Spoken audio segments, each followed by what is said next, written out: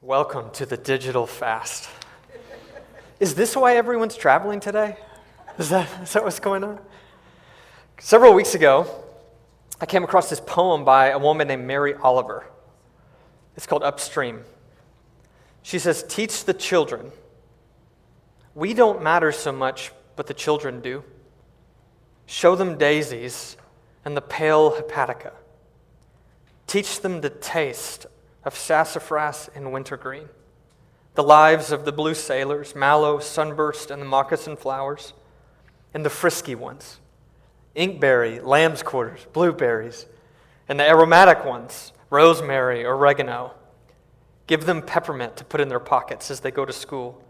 Give them the fields and the woods and the possibility of the world salvaged from the lords of profit. Stand them in the stream. Head them upstream.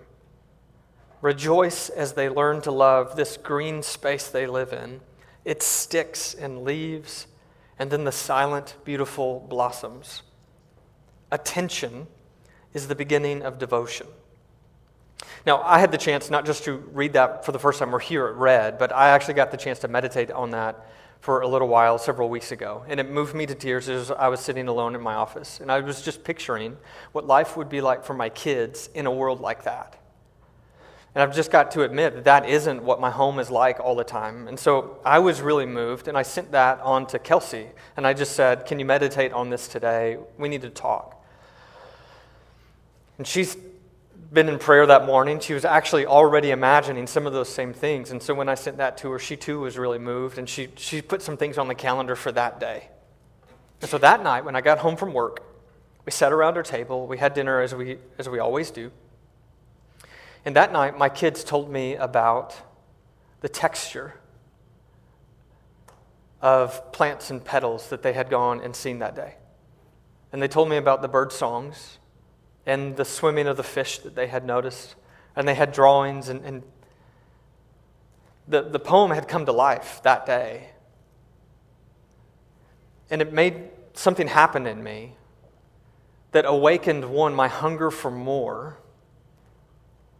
And it also awakened me a hope that it was possible. You see, I desire more devotion and less distraction in my home. I want more prayer. I want more flower petals. I want more attention, which is the beginning of devotion. And I want less screens. This is a hard world to slow down in. It's a hard world to be a person of substance. It's a hard world to be a parent. If attention is the beginning of devotion, I want my home to be a place of less distraction. I want my home to be a place of more prayer. I want my table to be a place of more conversation. I want more walks. I want more bird songs. I want more swimming of the fish, right? So this weekend, as Kelsey and I were binding all of those books that you see, we had some issues and we had a bunch of help along the way. But last night, the new machine, after the old one broke, came in. And so we went up to the Soma office and we were putting those together. And I just asked her, what would make all this worth it? You know, just thousands of pages that Reed printed and that people helped us put together. Allison Hensley helped out. The writing, the compiling. What would make all of this worth it? And we talked for a minute. And we just quickly realized it wouldn't take a lot to make it worth it. All it would take is just one or two. And then I realized, I said, actually, Kels, I think if just you and me changed our habits in our home, that would be worth it. So are you ready for the digital fast? All right. There were no woos on that one. Let me introduce it through the lens of digital Babylon. This is the Digital Fast, Part 1, Digital Babylon. In Scripture, you've heard of Babylon. It starts with Genesis 11. There's this tower that's built in Babel. Babel is the Hebrew word for Babylon. And Babylon represents the city of man. Right, St. Augustine, he lives in Rome, and he can talk about two cities. There's the city of God, and there's the city of man. He says the city of man is in love with itself, and the city of God is in love with God. There's two cities. There's Babylon, and then there's the city of God. There's Jerusalem in some sense. There's Babylon and Jerusalem. There's the city of man, there's the city of God. And Babylon represents basically everything that's wrong in the world. It represents the colonizing power of the world. You know what I mean by colonizing power? It's where, it's just pressing in and shaping you into its mold. The earthly city is this human life where it's just whatever you want, whenever you want it, go after it. This is Babylon. And the city of man is this way that leads to, it's like all the lights of Vegas, but then the sinister underbelly is there too. But the city of God is the light of God. And it's this beautiful place. Tim Keller says, from Genesis 11 all the way through Revelation, Babylon is represented as the epitome of salvation built on selfishness, of civilization built on selfishness, built on pride and violence. The ultimate city of man is Babylon. The values of this city contrast absolutely with those of the city of God. But what researchers are discovering is that ancient Babylon has taken on a brand new form that researchers at the Barna Group are calling digital Babylon. You see, there have always been Babylons. Like Sodom is Babylon. Babylon is Babylon. Nineveh is Babylon. Tyre is Babylon. Egypt is Babylon. There's all kinds of Babylons in the Bible. But there has never been a digital Babylon like the one we're facing. And I think sometimes this can just go underappreciated that we are the first generation to encounter digital Babylon. It has all the characteristics of a colonizing force of the world, except on hyperspeed, with all access, and with even more alienation as a result of it. It's just this oppressive force. You see, Babylon would conquer you militarily, right? Big, powerful army. Whatever the name of the country, Babylon would come in and they would conquer you militarily. But their greatest achievements were really where they would conquer you culturally, where they would make you into Babylonians, where they would change your name, change your clothes, change your culture, change your identity, and then they would turn you into Babylonians themselves. Because after all, it was always more profitable for the empire to have more people paying homage and paying taxes and giving their allegiance to it rather than less. And so the Jewish exiles would find themselves in Babylon, pressed in on every side. The early Christians did too, though.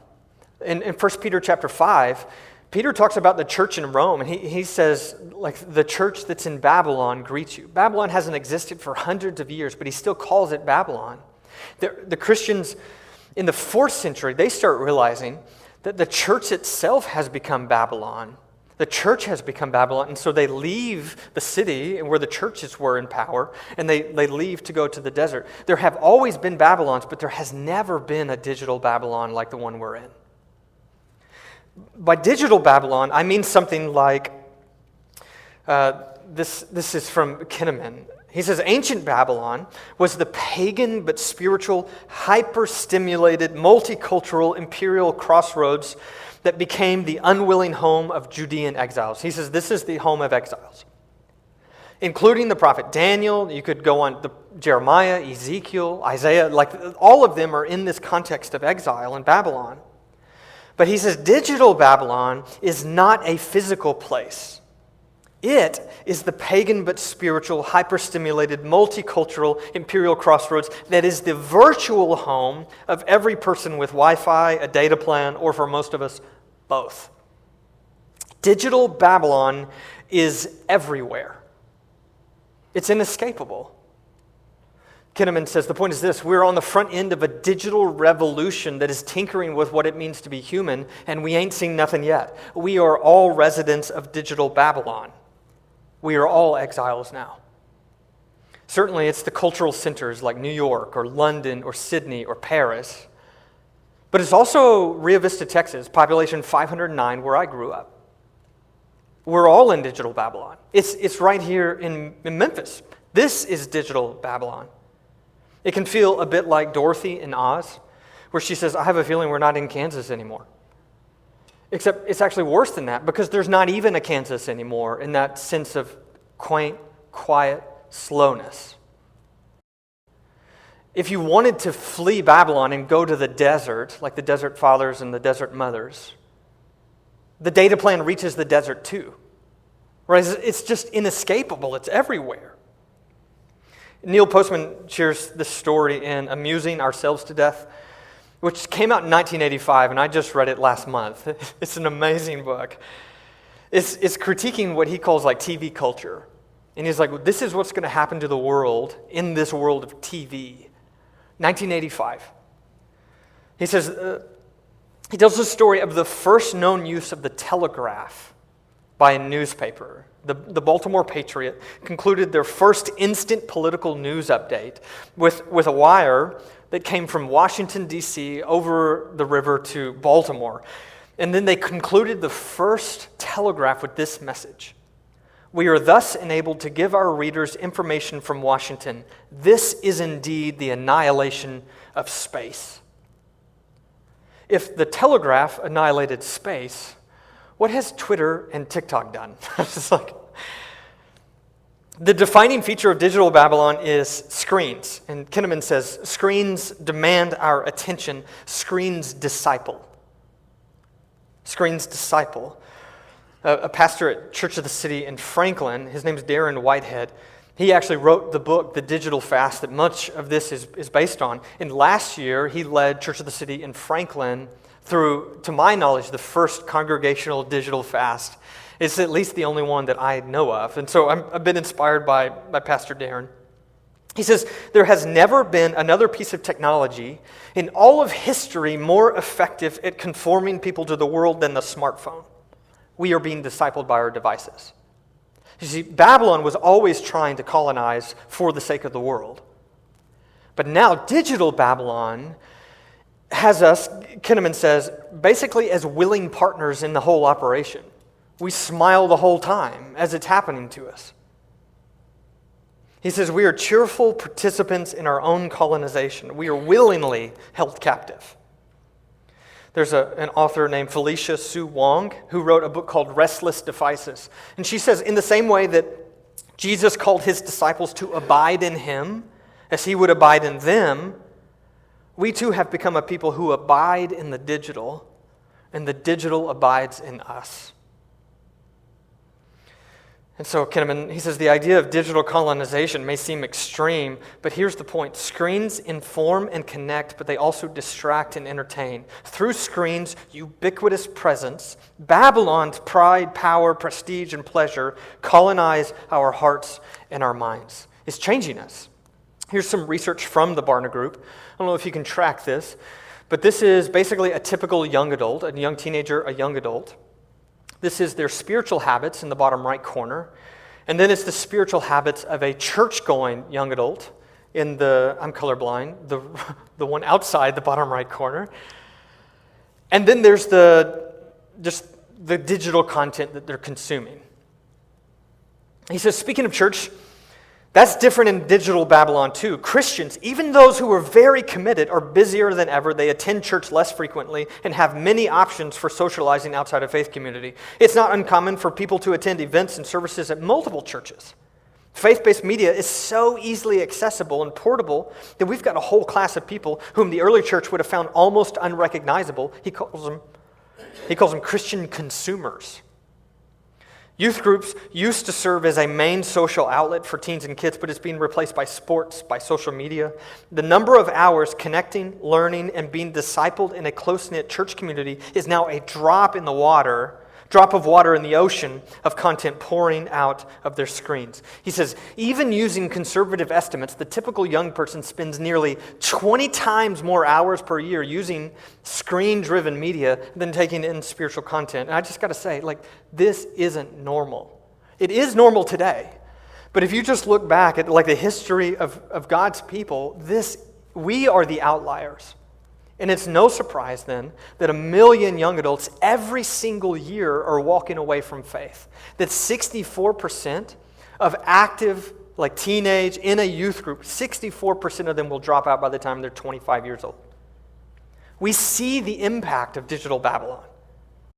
Millions have walked away, and then even those who stayed have changed. To be sure, no one is thinking, I sure wish I spent more time doom scrolling. And no one's thinking, I love how I spend all my time in the evenings just streaming godless garbage. We know it's happening, and yet we still feel a little powerless to do something about it. We don't only see that it's happening, I think we feel that it's happening. The majority of Americans, 57% according to a recent study, the majority of Americans describe themselves as addicted to their smartphones. Digital technology is actually engineered to be addictive. We'll talk much more about this next week.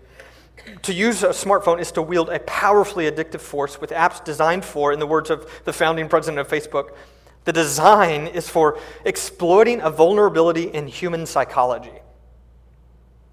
Cal Newport in his book Digital Minimalism, which is another great inspiration behind this series, he describes just a representative definition of addiction. He says, addiction is a condition in which a person engages in a use of a substance or in a behavior for which the rewarding effects provide a compelling incentive to repeatedly pursue the behavior despite detrimental consequences. Is this anybody?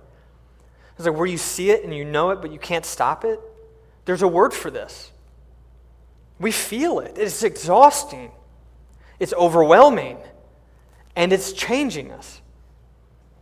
And the truth is that even as we see it and even as we feel it, we probably don't fully see it because of how deeply embedded we are into the compulsive traits in the world around us. It's become our normal.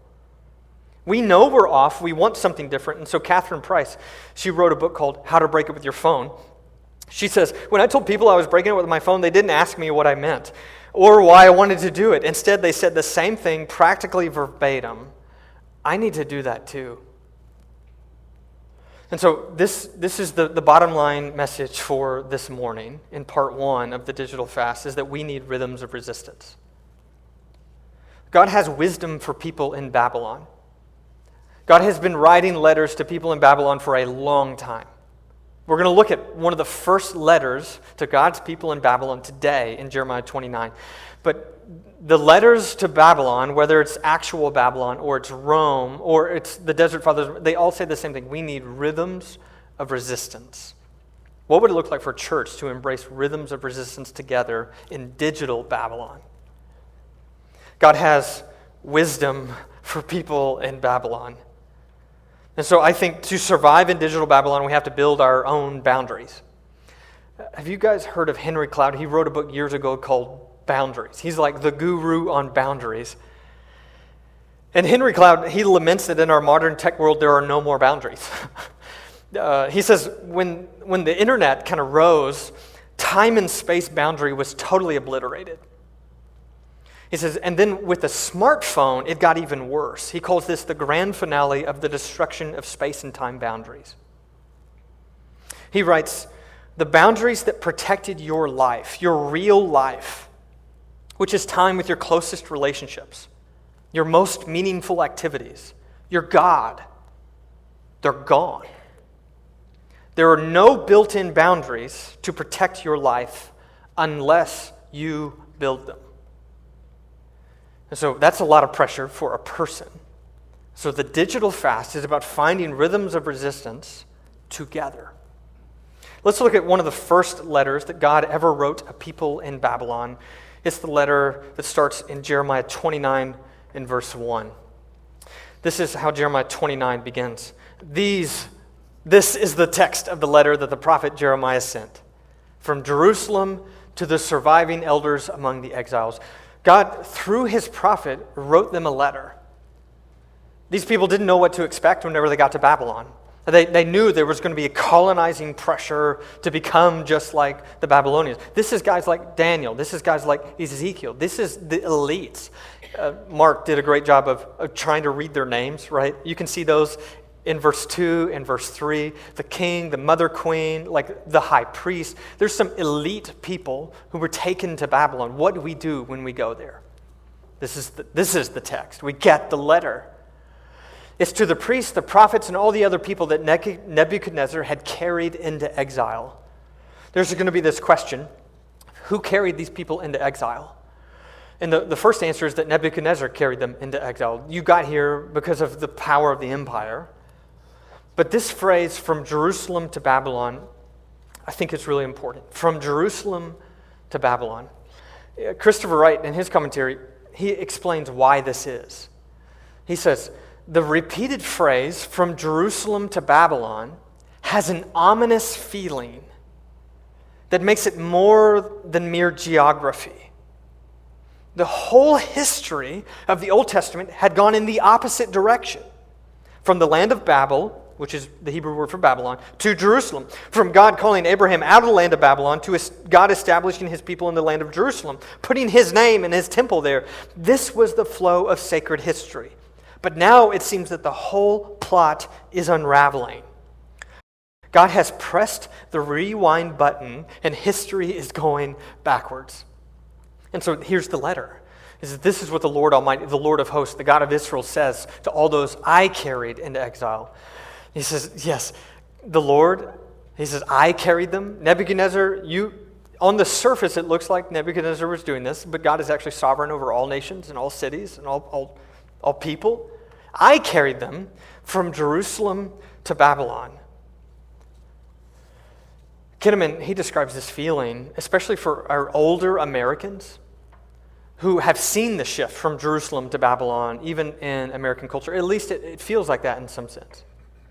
He says it looks like a shift that was highly religious and devoted to the one God to now it's mostly non-religious. He says it was this kind of slow-paced life, and now it's a very hyper-paced, fast-paced life, where you kind of had a shared understanding of truth and authority, where you could quote the Bible and people understood and appreciated what that meant, and now you would be totally disregarded and laughed at if you quoted the Bible as a source of authority. There's been this shift, especially for our older people who have seen this happen, and most of us are at least old enough to know that it happened fairly recently. From Jerusalem to Babylon. And this is where we find ourselves, and this is what the letter is about. It's about people who've seen this shift, who have a memory of the way it used to be, and are now feeling pressures that are brand new. This is what the message is. This is the advice that the Lord gives to his exiled people. First, build houses, settle down. Build and settle down. Plant gardens, eat what they produce. I love the verbs here. Build, settle down, plant, eat. You see the slowness, the permanency, like the structures, the boundaries. Marry and have sons and daughters. Look at all the relational words here. Find wives for your sons. Give your daughters in marriage so that they too may have sons and daughters. It's just like pursue relationships. Like settle in, build something, and then have these webs of love with husbands and wives and children and brothers and sisters and sons and daughters. And then he says this Genesis language, increase in number there, do not decrease. Increase, do not decrease. In the next verse, he describes it as the peace and prosperity of the city. The peace and prosperity is just one word, shalom. Shalom. The NIV translators, one commentators, have interpreted this Hebrew word shalom. It's traditionally rendered as peace, but it expresses more than the absence of conflict. It's the presence of security. It's expressive of material well-being, like prosperity and prosper. And so he's trying to pull all of these ideas in together into this one word. The ESV calls it welfare. This is my favorite word is your flourishing. He's after the good life. This is the life we're looking for. He says, seek the life we're looking for. Seek flourishing, peace and prosperity in the city to which I carried you into exile, and pray to the Lord for it, because if it prospers, you will too. What I think our city needs is more churches who have rhythms of resistance, who aren't giving in to digital Babylon and all of its fast-paced kind of cultural pressures that are colonizing for the world. Our city, our country needs more churches to do this. So what would faith for exiles look like? I think it would look like rhythms of resistance. What I need to do today is really clarify what I'm asking. And so this isn't like a traditional sermon where we might talk for half an hour about what's going on in Jeremiah 29. This is more about like, what are we getting into here? You keep using this phrase, the digital fast, and you're the only person I've ever heard say such a thing. Like, what are you asking me to actually do? So, what is a digital fast? And then why and how are we going to do it together? Can we talk about what it would look like to have rhythms of resistance? This is language that comes from Pete Scazzaro. He wrote a book called Emotionally Healthy Spirituality. And he says, our present spiritual practices are not enough to keep us afloat in the ocean of the beast, the Babylon of our 21st century world. Fighting against such a strong current without the anchor of a rule of life is almost impossible. Eventually, we'll find ourselves unfocused, distracted, and adrift spiritually. Nurturing a growing spirituality with depth in our present-day culture will require a thoughtful, conscious, intentional plan for our spiritual lives. He says, if you want to survive in Babylon, you need a plan. It will not be given to you. Remember the Boundaries author, Henry Cloud? All the boundaries have been destroyed. If you want to resist the pressures, you have to build them. And I know personally that can feel incredibly overwhelming, which is why we're not asking you to do this alone. The digital fast is an invitation. You are invited to join Oikos Church in a 30-day digital fast starting November 1st. Starting November 1st. And when I say you're invited, I mean you and your friends and your roommates and your family, anybody you want to invite into this journey. I think they're looking for something like this, and no one's going to hand it to them like it's being handed to you here. There will not be a workbook, guiding you into this where you get a community of support around you. The more people in your community and network that you can get saying yes to this, the more effective it's going to be for rhythms of resistance. So you're invited. November 1st. That gives us about 3 weeks to get ready. And to help you get ready, we have the workbook. I'm going to say more about that in just a minute.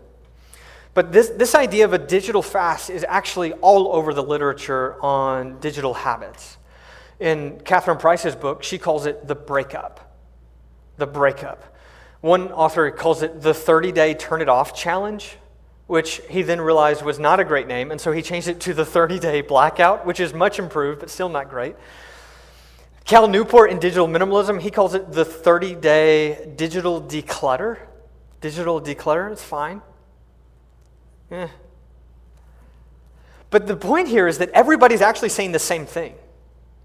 You can look at secular sources who are writing about how to break up with the phone, and you can look at sources about digital minimalism, and you can look at Christian sources, and they're all saying the same thing. We need about 30 days to take a break from our smartphones and our streaming and our kind of digital habits. We need about 30. Everybody's saying the same thing. Why would they be saying that? They're saying that because it works. Cal Newport, in his book, he surveyed hundreds of people who participated in the first digital declutter that he put. And he says, we found a couple of conclusions. One of the conclusions is that the digital declutter works. People were surprised to learn the degree to which their digital lives had become cluttered with reflexive behaviors and compulsive tics. The simple action felt like lifting a psychological weight they didn't realize had been dragging them down. They came out of the declutter with a streamlined digital lifestyle that felt in some ineffable sense right. It works. Catherine Price says the same thing. As I and other people who've broken up with their phones can attest, it is more than worth it. Not only will breaking up with your phone help you establish a healthier relationship with technology, but it will also have effects in areas of your life that you never imagined your phone could touch. In Darren Whitehead's book, The Digital Fast, which is a congregational Christian context, he says it was one of the most engaging, transformative church-wide experiences we've ever done. What if I told you that 100% of people who participated in the digital fast were glad they did it? 100% of people were glad they took a season to pause and reset their relationship with digital technology and their devices. Now, that still doesn't answer what is digital fasting, so let me at least provide some clarity on what it is not. Digital fasting is not anti-technology. Technology is a gift of God and can be God glorifying. The digital fast is not anti-phone. The whole point of the digital fast is to learn how to live with a phone, not how to live without a phone. It's how to actually live it within your values and within your rhythm of life. The digital fast is not anti-work, which is to say it's not asking you to step away from things that you have responsibilities for at home or at work. Where you have responsibilities, honor your commitments and honor your responsibilities. I actually think you'll find that you are far more productive in the month of your digital fast at work and at home than you would be otherwise. The digital fast, it's important to say, is not permanent. It's 30 days. It's not forever. You can do it for 30 days. And then finally, the digital fast is not salvation. You're still going to struggle with digital temptations, and you're still going to be exhausted and overwhelmed at times, and you're still going to feel the pulls and the pressures of digital Babylon even after you do this, no matter how well you do this. This is just what it looks like to live in digital Babylon. It's not any of those things, so let me allay your concerns, and let's start saying what it is. The digital fast is a temporary disengagement from optional screen activities. You see a couple of words there: temporary, 30 days, disengagement from optional screen activities. All right, so basically, this is the way Darren Whitehead says it. He says the basic point is to turn your smartphone into a dumb phone for a month. All right, can you do that? Turn your smartphone into a dumb phone for a month. He says, think of it in terms of utility versus distraction. There's some things that are helpful, useful, they're there for productivity purposes. And then there are some things that are just there to distract you and to require your time and attention. In many cases, you are the product on those items. We'll talk much more about that next week. Utility versus distraction. So what this will look like is you have to start making decisions on things like social media, email, your streaming habits, YouTube, video games, news apps, shopping, podcasts, TV. And you get to decide all of this. But it's a temporary engagement from all of these optional things. And it just says for 30 days, I'm going to put a pause or at least limits around this in terms of days and times. I'm only going to allow myself to do a certain number. And the point is so that you can get in touch with what's going on. It is a temporary disengagement, but it's also a temporary engagement in life-giving activities. You see, you're going to find that you have, I don't know what your screen time is per week, but the average American is somewhere between 5 and 7 hours a day on your device. What are you going to do with 5 to 7 hours a day? And you're like, I'm going to be so bored. This is Newport. He warns about this. He says during this month-long process, you must aggressively explore higher quality activities to fill in the time left vacant by the optional technologies you're avoiding. This period should be one of strenuous activity and experimentation. He says we've noticed why people fail in doing the digital, why they fail in their own goals. He says, one, they're either too strict or too vague. But two, he says, it's this. It's that they don't actually plan for what they're going to do instead. They have no plan for what they're going to do, and then they're overwhelmed with the extra time. This is the time to read that new book series. Did you hear I said series, not book? Like, you're going to have a lot of time. You could read a book a day in the time that you were just given to your smartphone. That is not an exaggeration. It's like, what are you going to do? This is the time to take up the new hobby, to start that new project. This is the time to find every urban sanctuary that you can in the city and go walk it with a friend. This is the time to build in habits of in-person connection at dinner and coffee shops, to invite people to your table. This is the time to explore everything that, it's not just saying no. This is saying yes to the good stuff, to the really good stuff. It's strenuous activity and experiment. It may not all fit. This is 30 days. This is temporary. You don't have to do this forever. This is an experiment to test what you want to start and what you want to stop, red light and green light. He says you want to arrive at the end of the declutter having rediscovered the type of activities that generate real satisfaction, enabling you to confidently craft a better life, one in which technology serves only a supporting role for more meaningful ends. Technology doesn't deliver on its promises of connection. Instead, it is a great communication tool for the purpose of real connection. What if we rediscovered that? It's a temporary disengagement from some optional activity. It's a temporary engagement in some intentional life-giving activities. But then the digital fast, uniquely, is for the sake of discipleship. It's some of the life-giving activities that we're actually trying to step into are discipling, intentionally so. It's about exchanging distraction for devotion. Newport is a secular writer and not a Christian publisher, not a Christian author. He says there are two motivations for taking a 30-day break. The first is to detox from the compulsive urge to tap a screen at the slightest hint of boredom.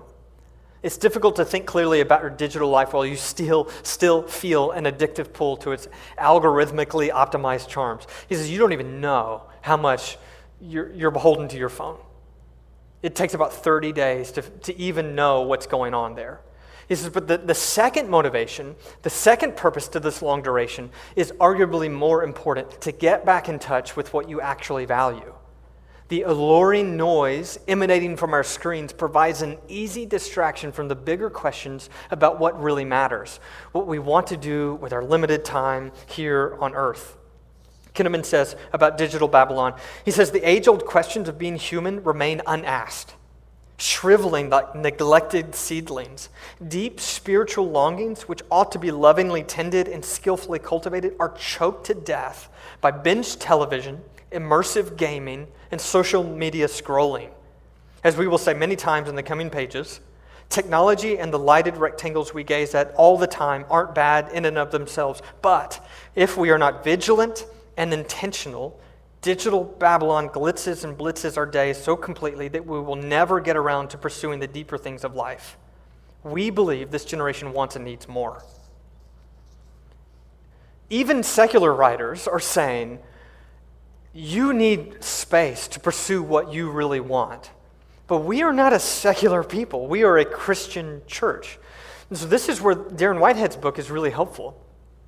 And it's why we're not doing the breakup. It's why we're not doing the 30-day blackout. It's why we're not doing the digital declutter. What we're doing is the digital fast.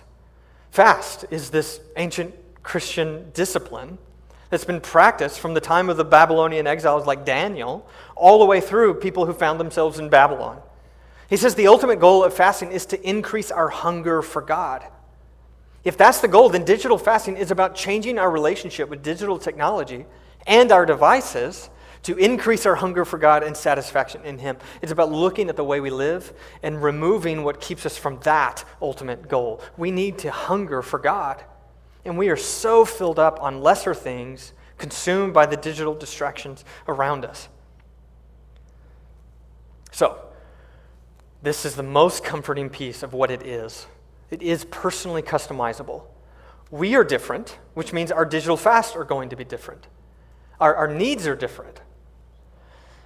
But there is something very important about a 30-day detox period where you actually say no in heightened levels to what would normally kind of be your rhythm. And for 30 days to just take note of what's going on. So that's the challenge. We have a workbook to help guide you, but it's a 30-day plan to decrease digital distraction and increase spiritual devotion. This is what God's people in Babylon have always done. If you think of Abraham, who's outside Sodom, he has rhythms of resistance where his life looks differently than Lot's life.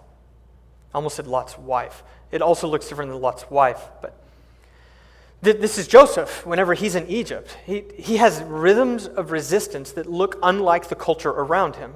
But most of all, this is Daniel in Babylon. Remember Daniel, whenever they try to change his name in Daniel chapter 1, they try to give him new clothes. They give him a new identity. But Daniel resists with rhythms of resistance. It says that Daniel resolved that he would not defile himself with the culture of Babylon. Instead, he chose a different way to live, and the Lord blessed him through it. In Daniel 3, his friends, Shadrach, Meshach, Abednego, you remember these guys, they chose rhythms of resistance. When they were in Babylon, the pressure came to bow the knee, and they said, we will not bow the knee to that statue. We are images of God. We don't bow to other images. And then when they were questioned about it, they said to the king, we have no need to answer you in this matter. We don't even have to answer you. We will not serve your gods or worship the golden image that you set up. We are a different kind of people here. They had rhythms of resistance. Again, in Daniel 6, Daniel's way of life, his faith was threatened by the powerful cultural voices, and he chose rhythms of resistance. So when the king signed a decree that outlawed prayer and said you had to do it this certain way, Daniel, it says, immediately went home, opened his windows, and continued praying the same way that he always had. He got down on his knees 3 times a day and prayed and gave thanks before his God as he had done previously. He's not giving up. There are rhythms of resistance. This is what the earliest Christians living in Rome were doing. They had rhythms of resistance. of pursuing devotion. This is the Desert Fathers, the Desert Mothers. This is Saint Benedict. Whenever he comes and he develops what is called a rule of life, it's this Latin word, regula.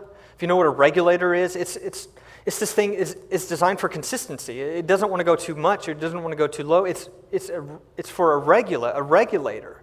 This is to keep you regular. And so somehow rhythms of resistance have to be intentionally crafted for consistency's sake. This is how we build these thoughtful, conscious, intentional plans for our spiritual lives that Pete Scazzaro was talking about. This is where the digital fast is going. To declutter for 30 days, to pursue life-giving habits, including daily devotions, for the sake of developing on the back end of it a clearer picture of what your daily disciplines can look like. What would it look like to develop a digital rhythm of life? That's what November's for.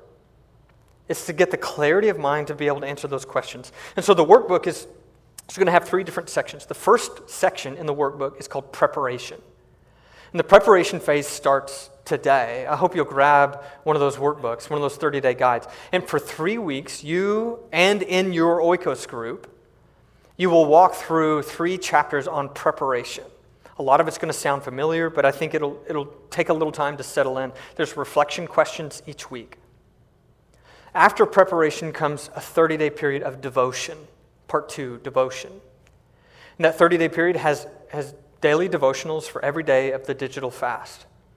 It'll help you kind of think through what you're feeling, and it'll help you pursue more life-giving habits each day. It'll give you a text to reflect on. It's based on the graces. And then after that is the final part of the workbook. It's called integration. It's like, now that I have some clarity, how do I build a rhythm of life to keep resisting the forces of digital Babylon? That's the idea. But the idea isn't that you'll do this solo, because I'm convinced that we are better together. This is what Jonathan Haidt in his book, The Anxious Generation, he calls it, blanking on what he calls it, and I lost my page. He calls it a collective action problem. He says, the way we got into this mess is because of a collective action.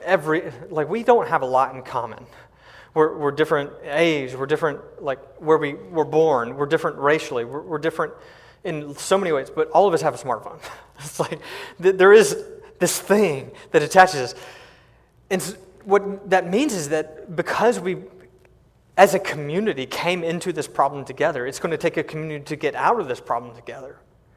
He says in a collective action problem, these are traps that are long studied by social scientists. And he says an individual acting alone has really high cost if you want to do something about it. But those costs are lowered if people can coordinate and act together, because you can more easily choose actions together. He says they're actually better for all in the long run. He says people get depressed when they feel isolated, but not when they face threats collectively. And he says what we need are churches, what we need are schools, what we need are neighborhoods that are resisting these pressures. Again, just a secular thinker, an atheist thinker who's still recommending some of what we're doing. It's a public issue, Felicia Sue Wong says in her book, Restless Devices. She says these disciplines and practices, the only way to resist these things, she says, are only sustainable when practiced not as an individual, but together in community. Pastor Darren Whitehead, he described this practice for his church as transformative for the whole church. He says suddenly everyone was talking about our digital media consumption. The young, the old, parents, teenagers, all engaging in this topic at the same time. To my surprise, the local church is the perfect context and community to attempt a shared experiment like this. It turns out that a digital fast is easier to do when it's done in community. I have personally felt this. I've been reading in anticipation of this series for months. Do you know what I've been putting off? A digital fast. I'm like, I'll just wait until we can do it together. And even as I'm writing for this series, I'm still struggling with my digital habits. I mean, like, the distraction on my computer as I'm working on the digital fast workbook. It's like, I need you guys. Which is why when Kelsey and I were talking, we were like, what would make this worth it? is if just a few families actually change their phone behaviors, it could have generational impact. But then I said, but Kels, I think it's worth it if it's just for me and you. And she's like, well, if that were the case, we'd only have to make 2 workbooks. It's like, no, though. Because if we only made 2 workbooks, you know how that would go. We wouldn't do it. There's this built-in accountability. When our group is doing it and talking about it every week, there's this built-in accountability. When we together are all talking about it, I've already seen and felt some of this. Some of you, as soon as I started talking about digital habits a couple of months ago, you already started digital fasts. I was just like, okay, there is a digital fast coming. You're going to be doing double duty. Your fast is actually going to be 60 days rather than 30. I'm so sorry. A couple of months ago, I said, this is an idea. We need a plan. And they just ran and they went after it. And then some of you, like me and Kelsey, you're ready for it now. And you're like, I'm so excited about this. Just this week, I heard from 3 different households who are like, I'm ready for this. I'm primed. I know I need this. I want it. Can you two just kind of wink at me or show of hands if you're ready for this? And then I think there's some of you who are, shall we say, open but unpersuaded. Open but unpersuaded. Can you give me a little hand wave or okay, God is watching. You're in a church, all right? And it's this, I know I need that. But is the medicine really worth the sickness? That seems hard. Which, by the way, is all evidence that, yes, you actually do need it. But some of you are thinking, no, I don't actually need it. I'm pretty good. And I would just say, can you prove it? If it's not going to cost you a lot to give it up for 30 days, just do it anyway. Because what the research shows in hundreds of people who've done a 30-day digital detox and all of these resources is that you will find things you didn't know were there. And so if we can do this together, what might happen on the other side? By the way, half of this is just about the election that's coming up November 5th. And what if there were a church that wasn't just locked into their news apps and turning on the news at night or scrolling Twitter and Facebook? Or it's just that benefit would be an extraordinary thing. That come December, come Advent Sunday, we are a church who has just been soaking up daily devotions with God and abiding with Him more than we have concerned with what's going on politically. Just that alone might be worth it. But imagine in December where you actually start developing your rhythm of life after getting a breather. And I think you probably are aware that there's something more that the phone is keeping you from. You're just not really sure what that is, and sure, you want to try it. But imagine, you're there come December, and you have this renewed morning rhythm. You have this renewed evening rhythm where instead of just grabbing your phone, you've got an alarm clock there next to your bed, and your phone's not even there anymore. And whenever you go to bed, you're not just streaming Netflix or Amazon or whatever it is. And instead, you have this little prayer rhythm that you're going to do in the evenings. This is what you already want. But now imagine that not only affects your bedroom, right? The first thing you reach to and the last thing you're looking at. And just think about, especially for those who are married and there's someone else in the room, what might that do to your relationship? But now it goes beyond your bedroom. It goes over into the living room. Because you found 5 hours a day that you started inviting friends over because you didn't want to just text them. You didn't want to just stalk them on Instagram as if that is sustaining a relationship with them. Instead, you started walking with them. You started talking with them. You started praying with them. It reaches over to your table where you're at, and if you're parents, this is where your time with your kids at the end. And they're telling you about the smell of wintergreen and peppermint and the texture of the plants that they were. And you start to see that attention is the beginning of devotion. And instead of looking at mom and dad saying, man, I wish they had their attention on me. I wish they weren't always looking down. I wish they weren't always distracted.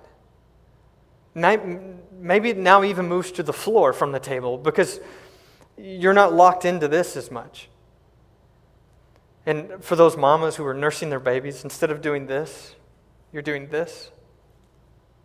Can you just imagine like what that does to the attachment that we're trying to cultivate generationally?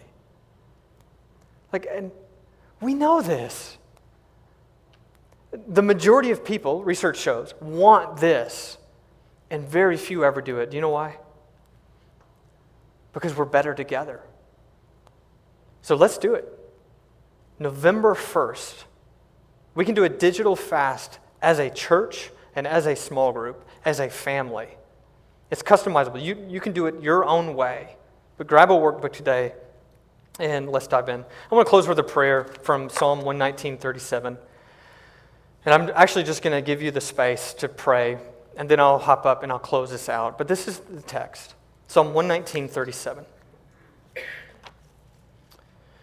Turn my eyes from looking at worthless things and give me life in your ways.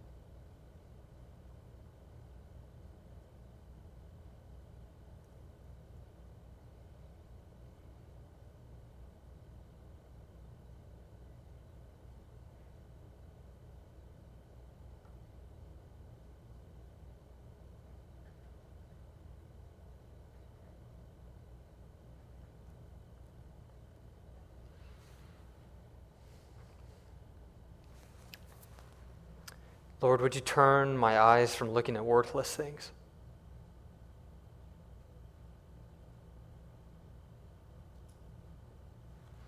Would you just tell the Lord what some of those things are that you want to turn from?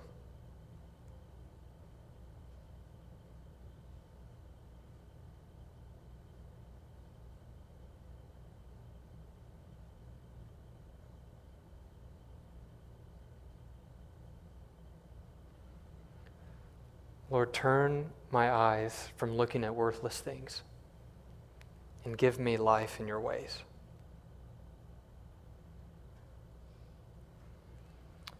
Would you tell him the things you want to turn to for life?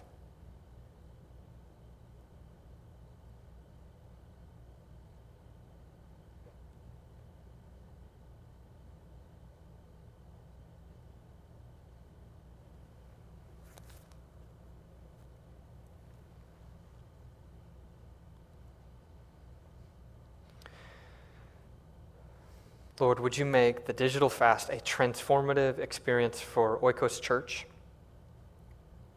for our homes, for our relationships, for our habits, for our kids? Would you turn our eyes from looking at worthless things? And would you turn them to you? You are the way, the truth, and the life. In Christ we pray, amen. God bless.